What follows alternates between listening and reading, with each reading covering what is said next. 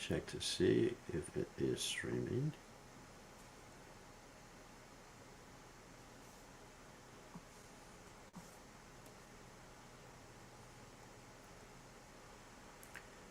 Yes, we are live.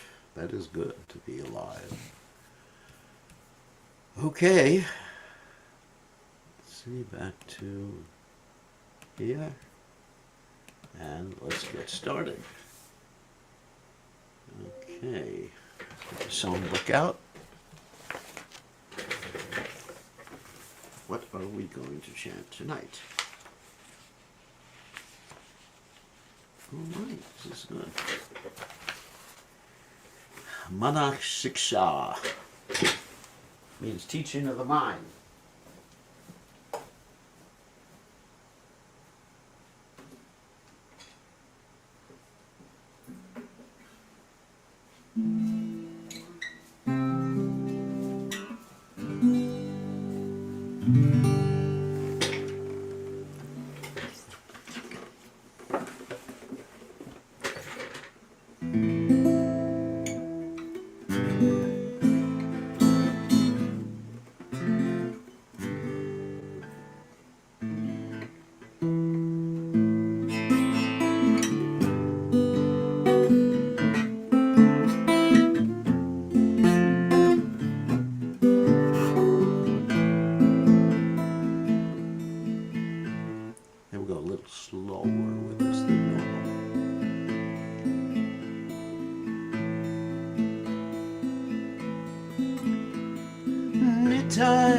Padakamala Dichandra Sushitala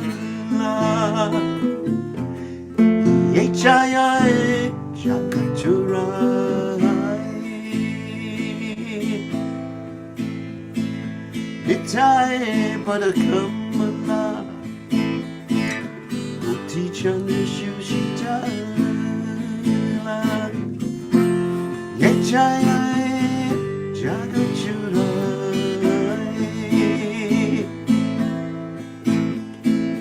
Ain't on the time in me mind Radha Krishna boy day night To the Kori Down on the time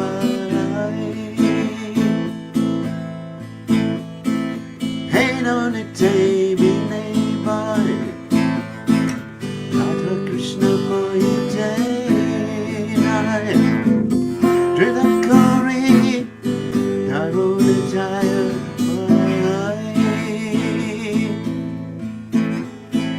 Say some mananaya It's a janmagi rota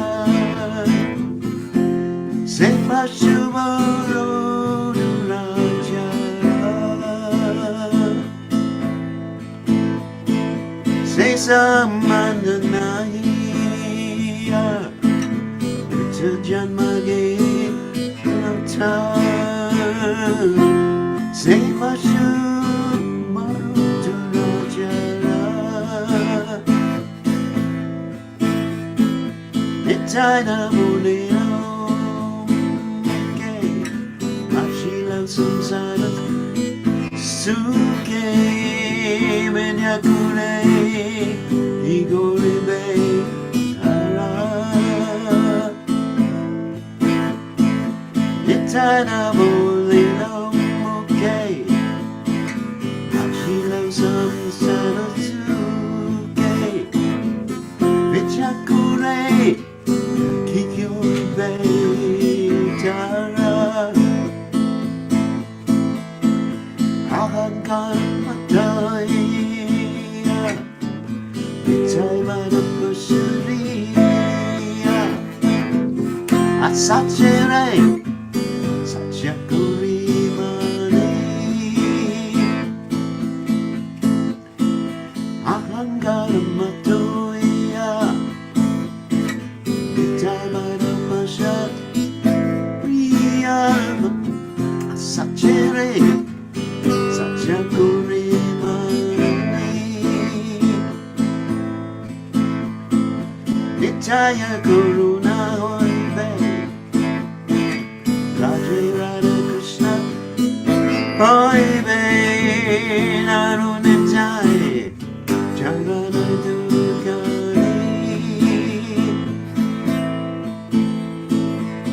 Nitya Karuna Eve Raja Radha Krishna Eve Naru Nitya Jarana Dukani Nitya Jurana Satya Tahara Sivagan Nitya Nitya Pada Sadaguru Asha Nityaya Jnana Satya Tahara Sivagan Nitya Nitya Pada Sadaguru Asha Narottama Bhaduki Nityamore Gora Suki Raghuranga Sharana Asha Narottama Bhaduki Nityamore Gora Suki Raghuranga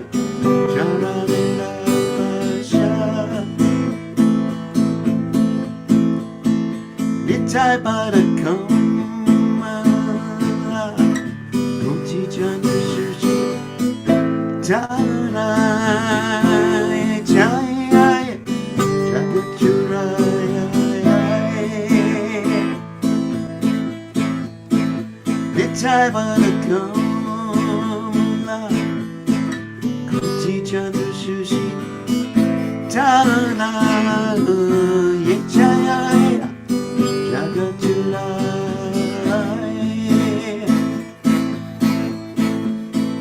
Hare Krishna, Hare Krishna, Krishna Krishna, Hare Hare Rama, Hare Rama, Rama Rama, Hare Krishna, Hare Krishna, Krishna Krishna.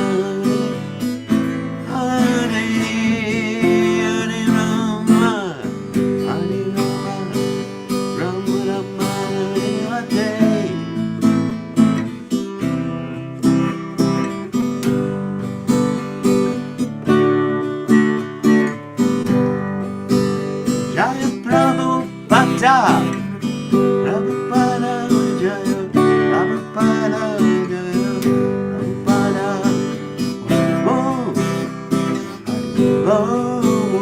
Haribo, Haribo, Jai Om Vishnupad, Paramahansa Paravatikacharya, also Tera Satashi Shimad. His Divine Grace Savaya Charananda Bhaktivedanta Goswami Srila Prabhupada Ki Jai ISKCON Founder Acharya Srila Prabhupada Ki Jai Anantagoti Vaishnava Vrinda Ki Jai Namacharya Srila Haridas Thakur Ki Jai Pet Prem Se Kaho Shri Krishna Chaitanya Prabhu Nityananda Shidwaita Gadadha Srila Siddhi Gaur Bhaktivedanta Ki Jai Shri Shri Radhakrishna Gopikopanath Shaima Kunda, Radhakunda, Giri Govardhan Ki Jai, Vrindavan Ki Jai, Maturanam Ki Jai, Jagannath Swami Ki Jai, Yuvanamai Ki Jai, Srimati Tulasi Devi Ki Jai, Sama Veda Bhakta Vrinda Ki Jai, Gaur Premanatna Hari Hari Bol. All glory is the assembled devotees, all glory is the assembled devotees, all glory is the assembled devotees, all glory is to Shri Guru and Gauranga. Srila Prabhupada Ki Jai. Nama Om Vishnupadaya Krishna Prastaya Bhutale Shimati Bhakti Vedanta Swamiti Tanamani Namaste Saraswati Devi Gauravani Pacharani Nivishesha Shunyavadi Paschatra Deshatari. Let me read the translation. In this material world which is progressing toward hell, there is always a blazing fire, and everyone is struggling hard without finding peace. Therefore, if the world wants to have real peace, it should take shelter under the lotus feet of Lord Nityananda, which are cooling like the shining of millions of moons. Unless one takes shelter under the shade of the lotus feet of Lord Nityananda, it will be very difficult to approach Radha Krishna.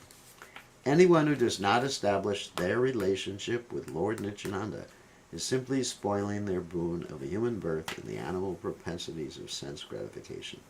Never saying the names of Lord Nityananda and Lord Chaitanya, they become absorbed in so-called material enjoyment, and their academic education and birth in a high family or great nation will not protect them at the time of death. They have become maddened by a false concept of bodily life, and thus they have forgotten their eternal relationship with Lord Nityananda. Such forgetful persons accept the illusory energy as factual. When you achieve the mercy of Lord Nityananda, then you will be able to approach Radha Krishna. Firmly catch hold of the lotus feet of Lord Nityananda. The lotus feet of Lord Nityananda are not illusion. They are a fact. And anyone who engages in the transcendental loving service of Lord Nityananda immediately achieves their transcendental position on the spiritual platform, which is eternal and blissful. Therefore, always try to catch the lotus feet of Lord Nityananda. Narottam Das Thakur says, "My dear Lord Nityananda, I am very unhappy, so I'm praying to you to make me happy. Please keep me in the corner of your lotus feet." Narottam Das Thakur ki jai. So we are going to continue with our study of the Nectar of Instruction. And Nectar of Instruction, very, very important. Upadeshamrita. Okay, so this Nectar of Instruction deals with practical instructions for devotees at every stage of devotional service. And the first two verses deal with what we call yam, restrictions. And then the next verses deal with positive injunctions. So we just finished with verse 4, and we are moving on to verse 5. And in verse 4, we were told, or advised, Utsahanisya Darya Tatat Kama Pavartana. Oh no, I'm sorry. Tatati Pratagranati Guyamakyati Prichati Bhunte Bosite Chaiva. We were instructed to engage in loving exchanges with devotees, giving gifts, accepting gifts, giving prasadam, accepting prasadam, revealing the mind in confidence, and inquiring submissively or in confidence. And so in this next verse, verse 5, we're going to learn how to distinguish between different devotees, not to discriminate against anybody, but how to interact with different types of Vaishnavas. How about that? Okay, so without further ado, Om Gana Timiranda Shah Gananjana Shlakaya Chakshur and Meditam Yena Tasmai Shigurve Namaha. I offer my respectful obeisances under the lotus feet of my spiritual master, His Divine Grace A.C. Bhaktivedanta Swami Srila Prabhupada, who had kindly opened my eyes with a torchlight of knowledge while I was blinded in the darkness of ignorancia. That's ignorance, in case you don't know. So, let's go on and share the screen. Here we go. Oh, actually, we do have to chant the Goswami Ashtaka verse. Nana Shastra Vicharana Kinipano Sadharma Samstapako Lokanam Hitaka Renao Tribhurane Manyo Sharanya Karo Radha Krishna Padaravinda Bhajana Dantena Mataliko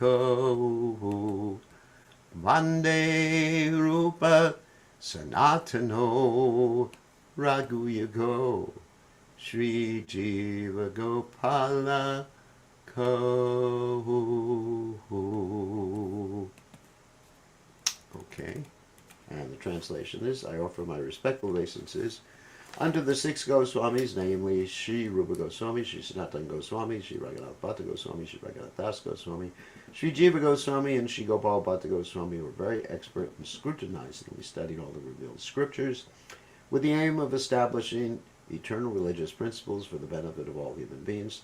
Thus they are honored all over the three worlds, and they're worth taking shelter of because they're absorbed in the mood of the gopis and are engaged in the transcendental loving service of Radha and Krishna. Oh, right. Let's move ahead. Text 5 in the Upadeshamrita. Krishneti asya giritam manasadriyeta dikshasti chet pranati bishchava shantamisham shrushrushaya bhajana vigyam anayam ananya nindari shunya hridamai pshita sangalabdya. Okay. Krishna, the holy name of Lord Krishna, iti thus, the yasha of whom, giri in the words of speech, tam, him, manasab on the mind, adriyeta, one must honor, diksha, initiation, asti, there is, chet, if, pranati bihi, by obeisances, isham, unto the Supreme Personality of Godhead, shushu, shaya, by practical service, bhajana, bidom, one who is advanced in devotional service, ananyam, without deviation, ananya, ninda, adi, of blasphemy of others, etc. Shunya, completely devoid, hridam, whose heart, ipsita, desirable, sangha, association, labdya, by gaining. One should mentally honor the devotee who chants the holy name of Lord Krishna. One should offer humble obeisances to the devotee who has undergone spiritual initiation, diksha, and is engaged in worshiping the deity, and one should associate with and faithfully serve that pure devotee who is advanced in undeviated devotional service and whose heart is completely devoid of the propensity to criticize others. So you got 3 types of devotees here, just to summarize. Of course, Prabhupada's going to explain this further in the purport. So even if someone just chants Hare Krishna once, they're considered a Vaishnava, because they've at least started their spiritual path. So we offer obeisances in our mind, mentally honor. It's wonderful. We honor you for chanting. And someone who has taken initiation and is engaged in regulated devotional service, we offer obeisances with our bodies and our mind and our words. And someone who is pure, completely pure, and always engaged in devotional service and doesn't criticize others, we serve that particular person and we associate with and faithfully serve him. Okay. Pretty easy to understand. So Prabhupada's going to explain the 3 different types of devotees using different nomenclature. In order to intelligently apply the 6-fold loving reciprocations mentioned in the previous verse, one must select proper persons with careful discrimination. Srila Rupa Goswami therefore advises that we should meet with the Vaishnavas in an appropriate way according to their particular status. In this verse, he tells us how to deal with 3 types of devotees: the Kanishta Adhikari, that means materialistic devotee, Majjhima Adhikari, middle devotee, and Uttama Adhikari, the topmost devotee. The Kanishta Adhikari is a neophyte who has received the Harinam initiation from the spiritual master and is trying to chant the holy name of Krishna. One should respect such a person within his mind as a Kanishta Vaishnava. So, of course, you have to be really careful. I mean, there's many devotees who have just received first initiation that are not Kanishtas. Because Prabhupada's here he's going to mention first and second initiation, Harinam initiation, and Gayatri initiation, which Prabhupada in the next sentence calls spiritual initiation. So, but Harinam is all one needs to go back to home, back to God. And one doesn't need Gayatri mantra, although it can be helpful if one is properly situated. But the Harinam is everything because it's directly Krishna. Purna Shuddha Nityamukto Pina Dvam Namanami no. So, you don't need anything else. So an Uttama Adhikari can be chanting Hare Krishna. A Majjhima Adhikari chants Hare Krishna. And a Kanishta Adhikari should chant Hare Krishna.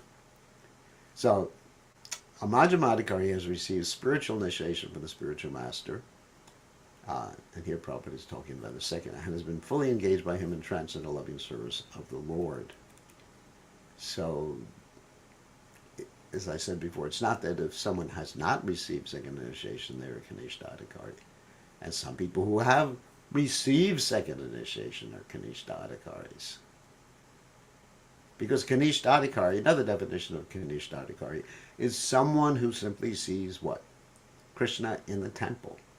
But he doesn't see Krishna outside of the temple in everyone's heart.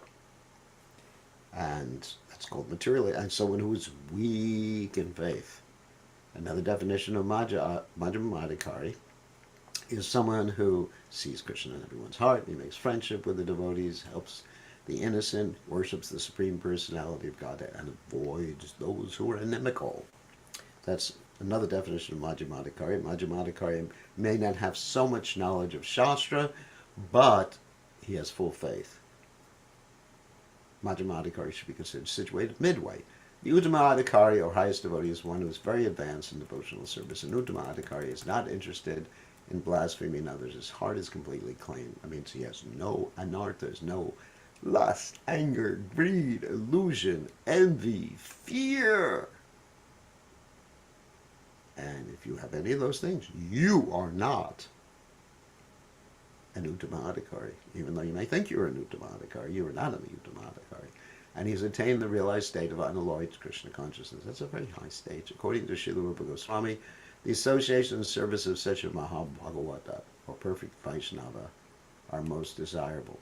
And of course, His Divine Grace, A.C. Bhaktivedanta Swami, Srila Prabhupada is such an Uttama-adhikari Mahabhagavata. So someone may question, why, if you don't think of yourself as an Uttama-adhikari, why are you taking the position of spiritual master? That's actually a very good question. You know, why are you taking the position of spiritual master? Here's the point.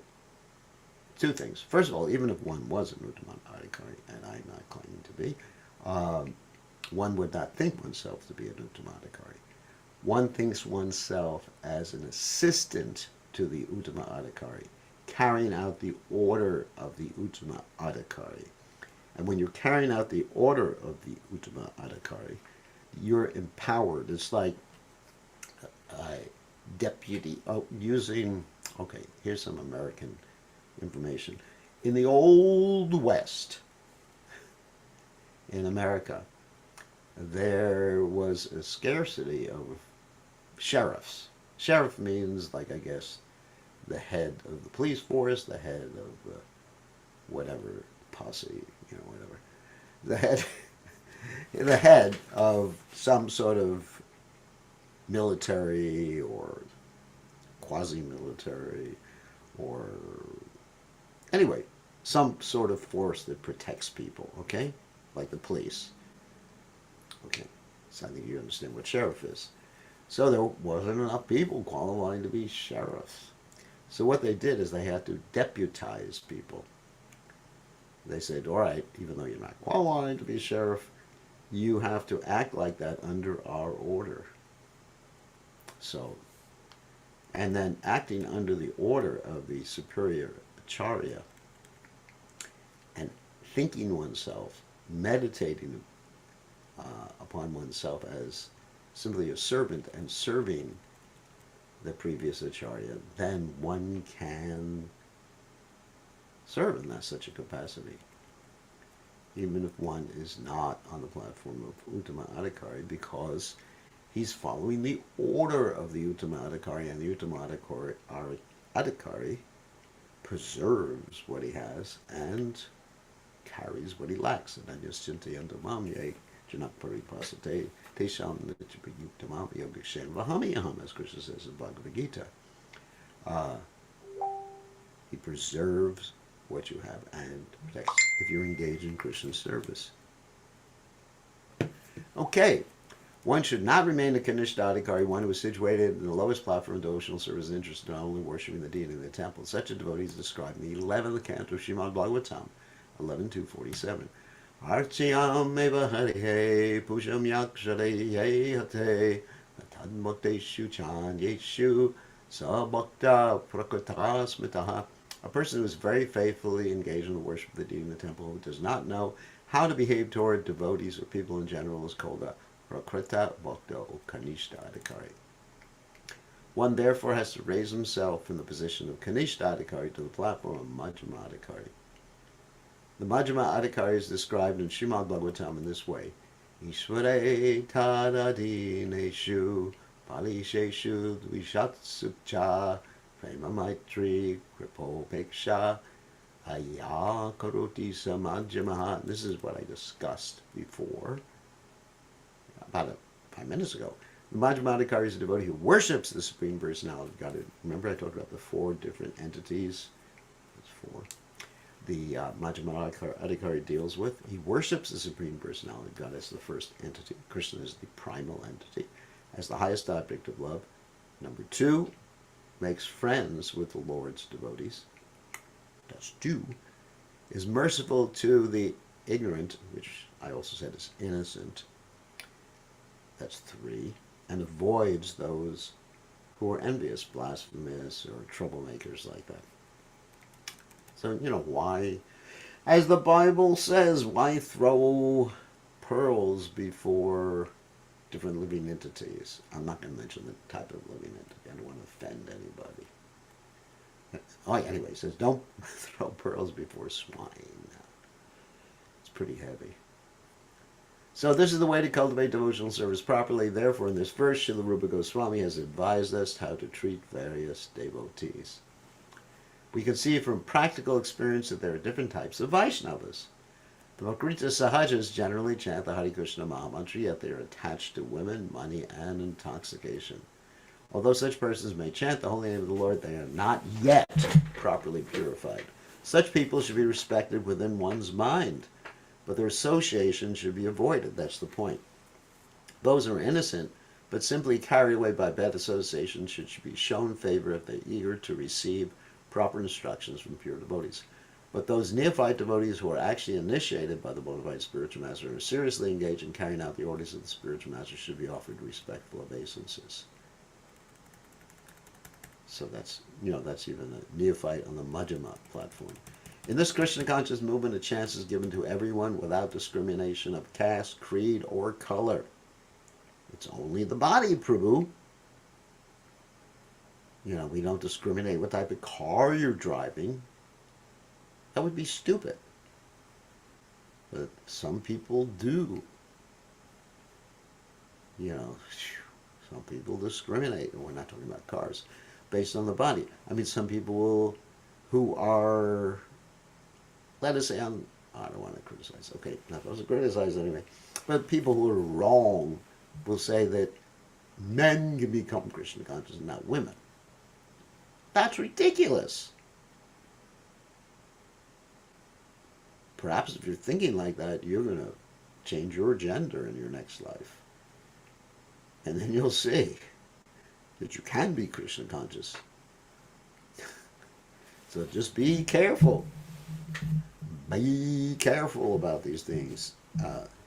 Krishna says everyone can approach the supreme destination, even those of sinful birth. And all of us, practically everybody in the world has sinful birth. I mean, sinful birth means basically we had bad karma and we engaged in activities that were karmic. Karmic activities means eating meat, fish, or eggs, or all 3 of them. Intoxication, gambling, and illicit sex. Everyone is invited to join this movement, sit with us, take prasad, and hear Hare Krishna. When we see that someone is actually interested in Krishna consciousness and wants to be initiated, we accept him as a disciple for the chanting of the holy name of the Lord. When a neophyte devotee is actually initiated and engaged in devotional service by the orders of the spiritual master, he should be accepted immediately as a bona fide Vaishnava, and obeisances should be offered unto him. Out of many such Vaishnavas, one may be found to be very seriously engaged in the service of the Lord, and strictly following all the regulated principles, chanting the prescribed number of rounds and japa beats, and always thinking on how to expand the Krishna conscious movement. This is interesting. Prabhupada gives a functional definition here of Uttama Adhikari. And he says this in the last sentence. Such a Vaishnava should be accepted as an Uttama Adhikari, a highly advanced devotee, and his association should always be sought. That's interesting. Seriously engaged in the service of the Lord, strictly following the regulated principles, chanting the prescribed number of rounds, and always thinking how to expand the Krishna consciousness movement. Prabhupada's functional definition of Uttamadhikari. It's interesting. Sometimes you get this other definition of Uttamadhikari, which is, an absolutely pure devotee who's shaking hands with Krishna or dancing with Krishna or something like that. It's interesting. There are different definitions and understandings according to the context of these particular words, nomenclature, descriptions. The process by which a devotee becomes attached to Krishna is described in the Chaitanya Charitamrita, Anjali 4, 192. Diksha kale bhakta kare atma samarpana se kale Krishna tare kare atma sama. At the time of initiation, when a devotee fully surrenders to the service of the Lord Krishna accepts him to be good as he himself. That's a big if, when a devotee fully surrenders to the service of the Lord. That's a big rarity. Fully surrenders to the service of the Lord. That means nothing else. Diksha, or spiritual initiation, is explained in the Bhakti Sandarbha 283 by Srila Jiva Goswami. And here we're talking about the second initiation. Divyam jnanam yato dadyat kuryat prapasya sankshayam tasmad diksheti sa prukta dikshikais tatvako vidaha. By Diksha, one gradually becomes disinterested in material enjoyment and gradually becomes interested in spiritual life. We have seen many practical examples of this, especially in Europe and America. Many students have come to us from rich and respectable families. Respectable in the sense of Western respectable, not in the sense of spiritually respectable. Quickly lose all interest in material enjoyment and become very eager to enter into spiritual life. Although they come from very wealthy families, many of them accept living conditions that are not very comfortable. Indeed, for Krishna's sake, they are prepared to accept any living condition as long as they can live in the temple and associate with the Vaishnavas. Wow. It was like that in the beginning days. I mean, I remember living in an ashram with 30 other men in the same room. And there was so little floor space for sleeping because we had sleeping bags at that time. Nobody ever dreamed of using a bed. At that time, beds were M-A-Y-A. Someone used a bed. They had fallen down from Krishna consciousness. Nowadays, of course, it's a little different. It's kinder and gentler. So there are 30 people in the same room sharing the same clothes, sharing the same socks, not the same underwear, but sharing the same socks, as you usually didn't get a matching pair of socks when you picked them out of the bin every day. And so, but we did it for Prabhupada's pleasure. When one becomes so disinterested in material enjoyment, he becomes fit for initiation by the spiritual master. For the advancement of spiritual life, Srimad Bhagavatam 6.113 prescribes tapasamramacha yena samena cha damena cha. When a person is serious about accepting Diksha, he must be prepared to practice austerity, celibacy, and control of the mind and body. If one is so prepared and desirous of receiving spiritual enlightenment, divyam jnanam, that means spiritual knowledge, he is fit for being initiated. Divyam jnanam is technically called tadvijnana, or knowledge about the Supreme. And from the Mundaka Upanishad, we have this verse, 1-12. Tadvijnanartam sagurum eva viga chet. And that verse says, if one wants to get spiritual knowledge, it is essential to approach the Guru. Guru eva viga chet. And it's the imperative form. When one is interested in the transcendental subject matter of the Absolute, he should be initiated. Such a person should approach a spiritual master in order to take Diksha. Srimad Bhagavatam 11.3.21 also prescribes Tasmad Gurum Prapadyeta Giyasu Shreya Uttamam. When one is actually interested in transcendental science of the Absolute Truth, he should approach a spiritual master. One should not accept a spiritual master without following his instructions. Duh. That's interesting. Not interesting. Nor should one accept a spiritual master just to make a fashionable show of spiritual life, just to have a nice Hare Krishna name. Instead of your name being Bob or Bill, it becomes Balaram or Brajanath or something like that. Hey, what's your name, Prabhu? No. It has to be based upon obedience. Shisha. Shisha. Shisha means disciple. Disciple means discipline. So, of course, one has to ultimately come to the point of being able to impose that discipline oneself and not be so dependent upon external discipline. But, you know, you have to, sometimes you need that external stuff, you know. And some people don't take it. So then they can just have Harinam initiation. One must be Gigyasu, very much inquisitive, to learn from the bona fide spiritual master. The inquiries one makes should strictly pertain to transcendental science. Gigyasu Sheho Uttamam, not what type of card should I get. The word Uttamam refers to that which is above material knowledge. Tama means the darkness of the material world, and Ut means transcendental. Generally, people are very interested in inquiring about mundane subject matters, but when one has lost such interest and is simply interested in transcendental subject matters, he is quite fit for being initiated. When one is actually initiated by the bona fide spiritual master, and when he seriously engages in the service of the Lord, he should be accepted as a Majjhima Adhikari. The chanting of the holy names of Krishna is so sublime that if one chants the Hare Krishna Maha Mantra offenselessly, carefully avoiding the 10 offenses, he can certainly be gradually elevated to the point of understanding that there is no difference between the holy name of the Lord and the Lord himself. We're going to be speaking about that tomorrow morning. One who has reached such an understanding should be very much respected by neophyte devotees. One should know for certain that without chanting the holy name of the Lord offenselessly, it means without offenses, one cannot be a proper candidate for advancement in Krishna consciousness. In Sri Chaitanya Charitamrita, in the Majjhima Lila 2269, it is said, Yahara Kamala Shraddha Se Kanishta Jana Krame Krame Tenho Bhakta Haibe Uttama. One whose faith is soft and pliable is called a neophyte. But by gradually following the process, he will rise to the platform of a first-class devotee. What's the process? Chanting, following regulated principles, you have some sadhana.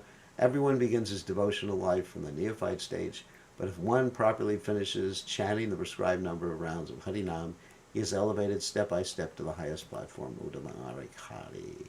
The Krishna conscious movement prescribes 16 rounds daily because people in the Western countries cannot concentrate for long periods while chanting on beads. It's true.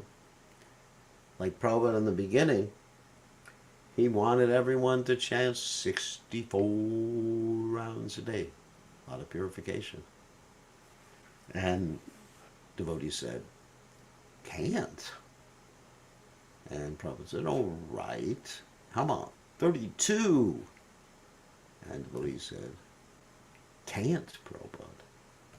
And then Prabhupada said, okay, 16, but no less. And actually, in the Gaudiya Math, those who preach were chanting. Gaudiya Math means the institution of Srila Bhaktisiddhanta Saraswati Thakur, the spiritual master of Srila Prabhupada. Devotees were chanting 64 rounds, but those who were preaching, they actually chanted 16 rounds. So Prabhupada chanted 16 rounds because he was engaged in preaching 24 hours a day. I mean, he never stopped. However, Srila Bhaktisiddhanta Saraswati Thakur used to say that unless one chants at least 64 rounds of japa, that's 100,000 names approximately, he is considered fallen patita. According to his calculation, practically every one of us is fallen, but because we are trying to serve the Supreme Lord with all seriousness and without duplicity, we can expect the mercy of Lord Sri Chaitanya Mahaprabhu, who is famous as Patita Pavana, to deliver the fallen.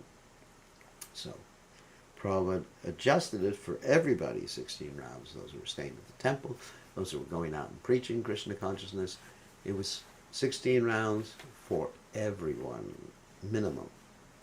And of course, if you can chant more on economy, I mean, generally I'm chanting a lot more every day. Because when I have to walk somewhere, when I have a spare moment, I just pick up my beads and chant. I mean, there's no harm. It's not that now I've chanted 16 rounds, so I'm not supposed to chant anymore. No, the beads should be with you. Maybe not 24/7 because you go into the bathroom, you don't take the beads with you. And probably you don't take them to bed with you. Now, when I was a new devotee, I was so enthusiastic about chanting, I would wrap the bead bag around my hand and go to sleep in that way and chant myself to sleep. You know, Hare Krishna, Krishna Krishna, Hare Ram, Ram Ram, Hare Hare. And unfortunately for the other people who were near me, I would oftentimes, in my sleep, you know, as a sleep chanter, I would just sit up for my sleeping bag. And as I said, there were 30 people in the room. And I started going, Hare Krishna, Krishna Krishna, Hare Hare, Hare Ram, Ram Ram, Hare Hare. And that upset all the brahmacharis because I would wake them up in the middle of the night. They said, go back to sleep, okay. So I was very determined to chant all night long. And you can do that, and not with your beads, please, but it's a good way to take rest at night. As you're taking rest, instead of having your mind thinking about all the anxiety-filled things you got to do and you're responsible for, you should just Hare Krishna, Krishna Krishna, Hare Hare, Hare Ram, Ram Ram. Forget the world for a few hours. Don't forget Krishna. When Srila Satyaraja Khan, the great devotee of Chaitanya Mahaprabhu, asked the Lord how Vaishnava could be recognized, the Lord replied, Prabhukahi Anramukhe, Shuni Ekabara, Krishna Nama Se Pusha, Shrestha Sabha Kado. If one hears a person say even once the word Krishna, that person should be accepted as the best man out of the common group. Chaitanya Charitamrita Madhya 15:106, Lord Chaitanya Mahaprabhu continued, Ataiva Yanra Mukhe Eka Krishna Nama Seita Vaishnava Karya Tanhara Samana. One who is interested in chanting the holy name of Krishna or by practice likes to chant Krishna's name should be accepted as a Vaishnava and offer respects as such at least within one's mind. C.C. Madhya 15:111. One of our friends, a famous English musician, has become attracted to chanting the holy name of Krishna, and even in his records he has several times mentioned the holy name of Krishna. At his home he offers respect to pictures of Krishna and also to the preachers of the Krishna consciousness. In all regards he has a very high estimation of Krishna's name and Krishna's activities, and therefore we offer respects to him without reservation, for we were actually seeing this gentleman is advancing gradually in Krishna consciousness. Such a person should always be shown respect. And of course, Prabhupada, obviously, is referring to George Harrison. I mean, George Harrison came to see Prabhupada so many times, and Prabhupada was so affectionate towards him. George Harrison one time said, Prabhupada, he actually came with this musician named Ravi Shankar. Not the Ravi Shankar that you know nowadays, but he was a famous sitar player in those days. And actually all of us used to listen to his music. And so he came with Ravi Shankar, and he said to Prabhupada, he paid dandavats to Prabhupada, Prabhupada, what do you want me to do? I'm ready to shave my hair off, ready to, move in the temple, whatever. And Prabhupada said, no. Just stay where you are. You're bringing so many people to Krishna consciousness. He never directly took initiation from Prabhupada, but he accepted Prabhupada as his guru. And because he heard the name from Prabhupada, in one sense, he got the name directly from Prabhupada. In one sense it was Harinam. Hari Sund. George Hari Sund. The son of Hari. Anyway, the conclusion is that anyone who is trying to advance in Krishna consciousness by regularly chanting the holy name should always be respected by Vaishnavas. On the other hand, we have witnessed that some of our contemporaries who are supposed to be great preachers have gradually fallen into the material conception of life because they have failed to chant the holy name of the Lord. Contemporary means some of Prabhupada's God brothers. They stopped chanting. And I saw that with my God brothers too. Some of them stopped chanting, and then your whole outlook on life, conception, priorities, everything changes when you stop chanting. You see everything from a material perspective because you get more covered up. Just like when you chant, you uncover your heart.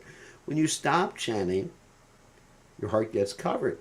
Why does it get covered? Because the material energy, that's where we are, Prabhu, actually is quite dirty. Karinam Gunasangasha Sadasa Janma Joneshu. The modes of nature, they just like cloud your consciousness. It's like the air. You may not be aware of it, but the air has so many dust particles in it. I just wonder sometimes why devotees have to clean my house so many times.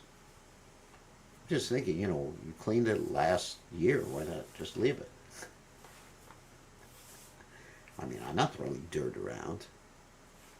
But just the very fact that there's air here means that there's dirt in the air. I mean, dust particles, whatever it is in the air. And that dirt gradually covers all the surfaces. Therefore, you got to dust things.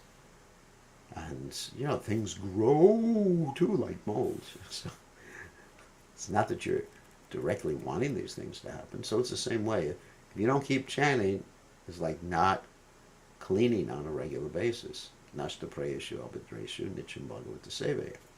That means always here in Bhagavatam. While giving instruction to Sanatana Goswami, Lord Chaitanya Mahaprabhu divided devotional service into three categories: Shastra Yukti, Nahajane Dura Shadavan, Majamadi Karise Mahabhagavan. Let's see, we'll go through that paragraph and a person whose conclusive knowledge of the Shastras is not very strong, but who has developed firm faith in chanting the Hare Krishna Maha Mantra, and who is undeterred in the execution of his prescribed devotional service, should be considered a Majjhima Adhikari. Such a person is very fortunate. That's from the Chaitanya Charitamrita, Majjhima Lila 2267.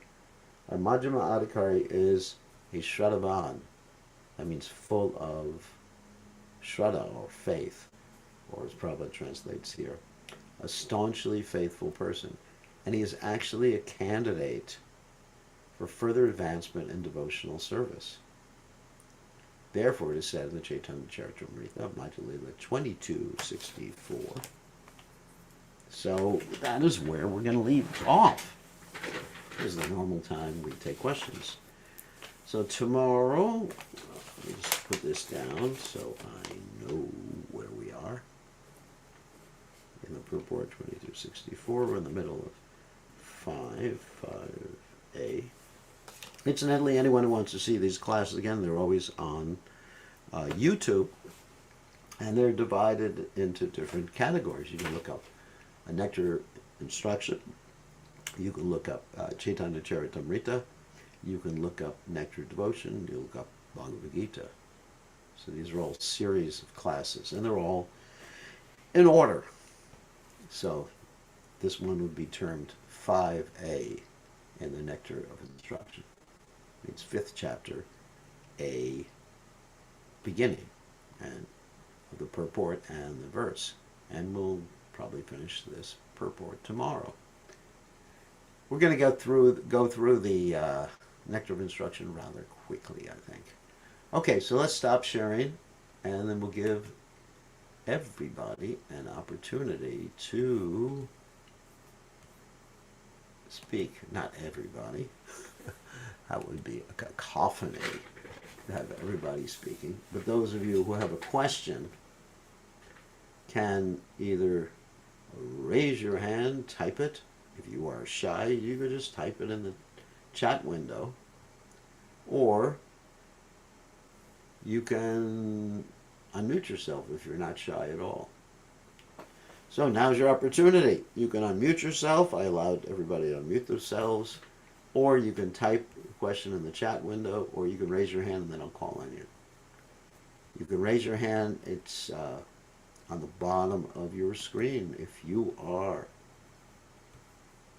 actually on Zoom. If you're on Facebook or YouTube, you can't ask questions. Not that we don't like you, but it just doesn't have the facility to interact with Zoom. And I'm actually directly on Zoom and basically streaming to Facebook and YouTube simultaneously. Okay, so first one, Chitraleka. What's your question? Unmute yourself. Hare Krishna, Gurudev, my apologies. Well, we just read that Madhyama Adhikari is merciful with the ignorance and avoids those that are envious. But isn't envy a symptom of ignorance? Envy is more than the symptom of ignorance. It's direct opposition. I mean, it's ignorance. Yes, an envious person is ignorant, but more than ignorant. He's actually blasphemous, against devotional service. So it's more. Someone could be ignorant. I mean, let's take the example of a drunk person in the street. A drunk person is pretty ignorant. Yet, we would have no trouble in trying to get him to chant and giving him prasadam. But if that drunk person was violent or a physical threat to us or so boisterous, yelling and screaming, we wouldn't approach him. So in both cases, he's ignorant. But there's passive ignorance and active ignorance. Anyway, that's terminology I just made up. But it is actually a fact. There's passive ignorance and active ignorance. Passive is an innocent. I just don't know. And active is, I hate you. I'm against God. I'm going to try to prove that God doesn't exist. Or we're all one. Or I'm God. You're God. That's pretty active. But passive would be, I don't know. That's innocence. So an innocent person could be ignorant. Or an envious person could be ignorant. Ignorance is not confined to one type of person.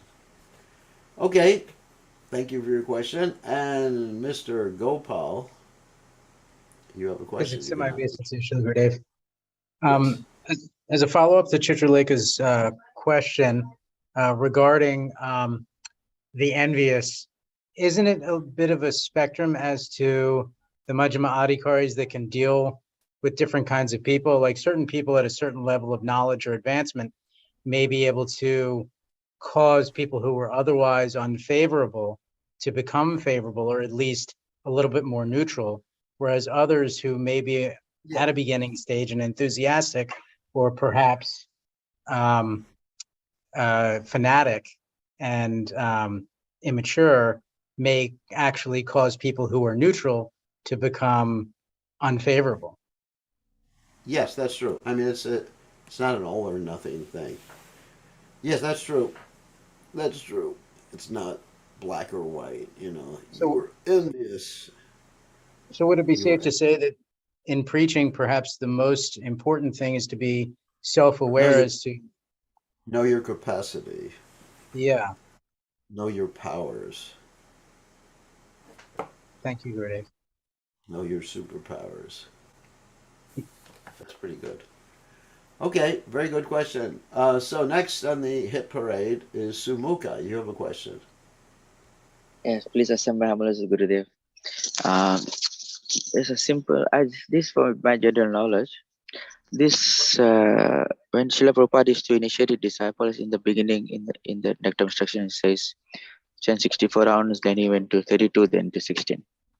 And yes, our Guru Maharaj gave us 60 round chanting every day. Yes. So my question is, when Prabhupada was initiated by his Guru, he must be given 64 rounds. Am I right? No, Prabhupada was chanting 16 rounds. Because Prabhupada wasn't living in the ashram, he was a householder.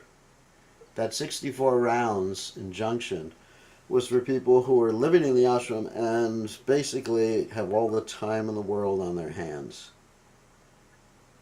You understand? Yes, yes. Yeah. So Prabhupada didn't chant 64 rounds. At least when he was initiated. I mean, it might have been some days he chanted 64 rounds, obviously. I mean, there's some days that I chant 64 rounds. But Prabhupada didn't chant at that time. Prabhupada describes how he chanted his rounds. He said he was supposed to chant 16, so he chanted 4 before breakfast, 4 before lunch, 4 before dinner, and 4 before taking rest at night. So that was Prabhupada said that in that way because he was busy. I mean, obviously he had to do his normal puja. He had his chemical business. He had family to take care of, and it was practical. It was practical. Prabhupada wouldn't have been able to do what he did for us if he wouldn't have had enough time had it been chanting 64 rounds. Prabhupada also had to get back to Godhead started. Prabhupada had to do his preaching. There's so many things. There wasn't enough time during the day. So, because Prabhupada was fully engaged in preaching. So the whole point is if someone is just engaged in bhajan, then for Bhaktisiddhanta Saraswati Thakur's disciples, it would have been better to, not better, they should have chanted 64 rounds. But for preachers, it's a little bit different. Okay, thank you. And next is Tori. Tori, Horrible Gurudev, please accept my humble obeisances. so my blessings. So my question is especially for those of us who are going on to college campuses and preaching and interacting with a lot of maybe prospective devotees, and how oftentimes people who are interested in spirituality or Krishna consciousness may have had, like they might still be doing like having intoxication. A lot of them may have done psychedelics, and that's why they've become interested in spirituality. So how do we balance being encouraging to those people and being there for those people while also not like putting ourselves in the modes, I suppose? It requires a lot of discrimination. To always remember one's identity as a devotee. Actually, initiation means to actually change one's identity and consider oneself now, my identity is as a servant of Krishna. If you remember that, then following the four regulated principles, then dealing in an appropriate fashion with those who are engrossed in material energy, it is easier. You actually develop the mature discrimination, but it's all based upon your own self-identification. Now, if you think I'll tell you one of the problems that people run into is they think if they get into Maya and do Maya things with people who are just coming to Krishna consciousness like that, that will help people come to Krishna. It won't. I mean, certain things. I mean, obviously, you can go to the beach with someone, that's obvious. But you don't want to go to some dance hall with someone or to the bar with someone. So we find this happens so many times with immature preachers. They think, I'm just trying to give this person association. The person shouldn't think that I'm fanatic.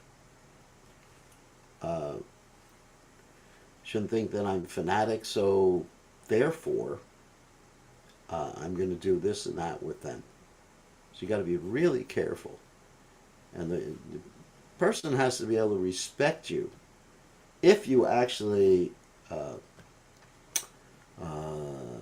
let's say, if you water down your own determination, or if you engage in material activities with the person, it'll actually be detrimental to the person's spiritual life because the person will not respect you. Prabhupada, he tolerated so many things, but Prabhupada never did nonsense with us. Remember in the beginning days, Prabhupada tolerated devotees would go into the nearby donut shop or coffee shop right next to 26 Second Avenue, and when Prabhupada would walk by, they would slink down in their seats so Prabhupada wouldn't see them. So, but Prabhupada never went in there and took a donut with them or something like that. So that's a real problem. I've seen that. That people think, oh, it's going to be compassionate if I get into Maya with this person. Well, if you get into Maya with the person will disrespect you, not take what you're saying seriously, and you're doing violence to the person. I thought that was a very good question, a good answer. Okay, mature Thank you. discrimination. Just real quickly by Chaitanya. Hare Krishna, Gurudev. Please accept my humble obeisances. With a beautiful class. Just, Gurudev, I heard Srila Prabhupada once say that even if you're Uttamadhikari, you have to actually come down to the level of Madhyamadhikari to preach. Yes. And it's something about, tolerance. Could you please just explain that for us? Coming down doesn't mean you act in a material way. Coming down means you have to discriminate between the innocent, the envious, Krishna, of course, and the devotees, and interact. You have to have some discrimination. And Uttamadhikari is just so much absorbed in Krishna Katha. He sees everyone serving Krishna except for himself, and he's just absorbed and rolling around in ecstasy all the time. So an Uttamadhikari is pretty much oblivious to this world. So in order to preach out of compassion, Uttamadhikari steps down from that particular conception and voluntarily begins to discriminate between who is a fit candidate and who is not a fit candidate for devotional service. Okay. Thank you, Gurudev. Haribol. Okay. Question in the text window would be kindly explain why it is restricted to 6. It's not restricted to 16 rounds. You can chant as many rounds as you want, but you have to serve. And 16, 32, 64, 128. It's an auspicious number. It's a multiple of 8. There's 8 principal gopis, and 8 times 2 is 16. 8 times 4 is 32. Got it. Okay, it's an auspicious number. I'm feeling stuck at one level. I'm doing Didi Savior chanting every in Gopur Krishna region, but it feels like a routine. How can I get closer to Krishna? Try to bring others to Krishna consciousness. Then you get special mercy. If you can bring others, Krishna says, no one is more dear to me than he who explains this science of Bhagavad Gita to others. Okay, time to end. Thank you very much. All glories to His Divine Grace, Srila Prabhupada.